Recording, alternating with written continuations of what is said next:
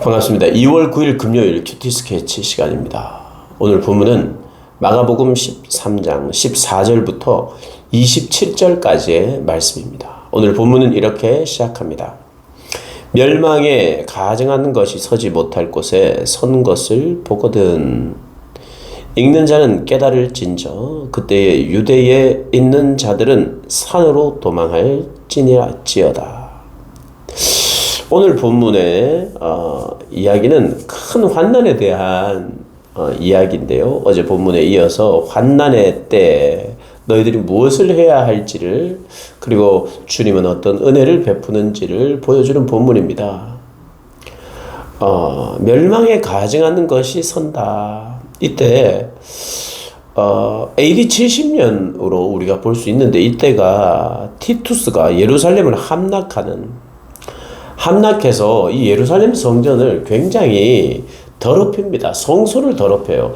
그러니 성소를 더럽힌다는 말은 멸망에 가증한 우상이 성소에 들어가는, 서지 못할 곳에 들어가는, 그러니까 성전이 파괴된다는 이야기죠.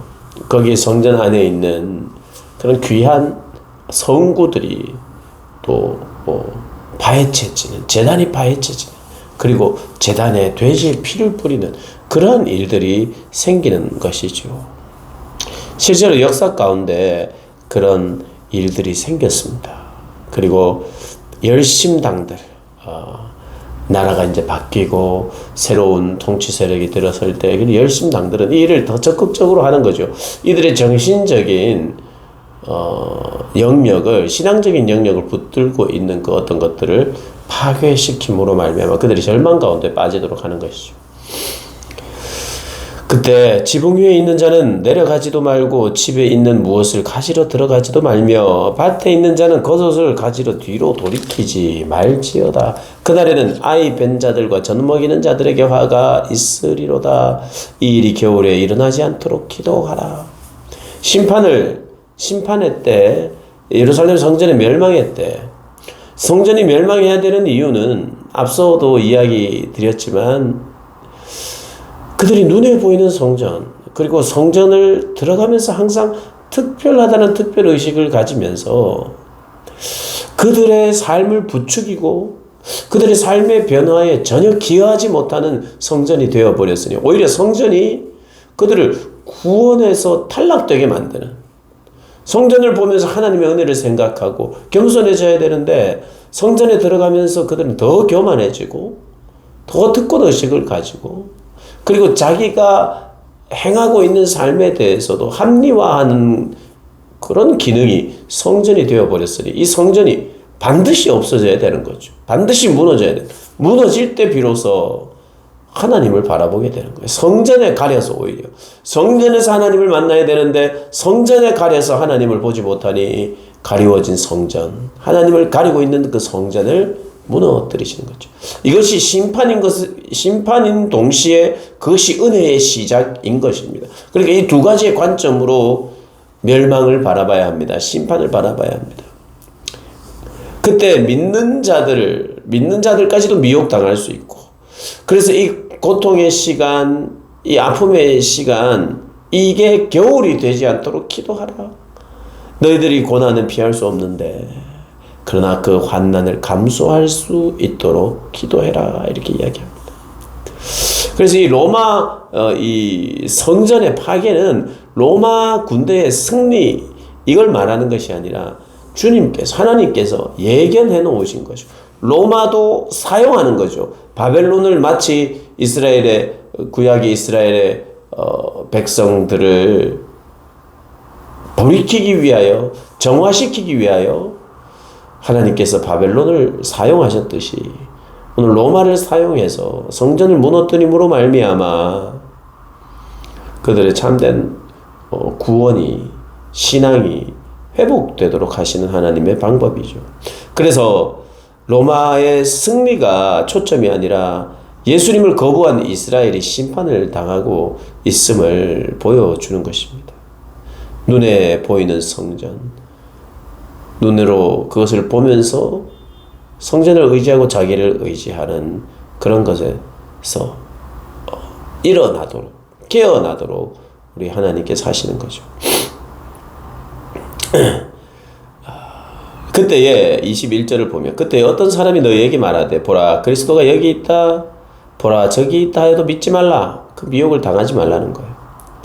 거짓 그리스도들과 거짓 선지자들이 일어나서 이적과 기사를 행하며 할 수만 있으면 택하신 자들까지 미혹할 것이다. 너희는 삼가라. 내가 모든 일을 너희에게 미리 말하였노라.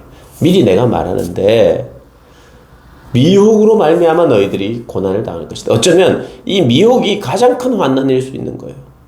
그래서 깨어 있으라는 것입니다. 여러분, 우리가 언제 미혹을 당합니까? 사람이 분명한 판단력을 가지면, 분별력을 가지면 미혹 당하지 않아요. 너무 분명하니까. 사단이 하와에게 선악을 알게 하는 나무를 먹게 되면 너희들은 하나님처럼 눈이 밝아질 것이라고 말했어요. 선악을 알게 되는. 그때 분별력이 있고 분명히 깨어 있으면 무슨 말 하느냐?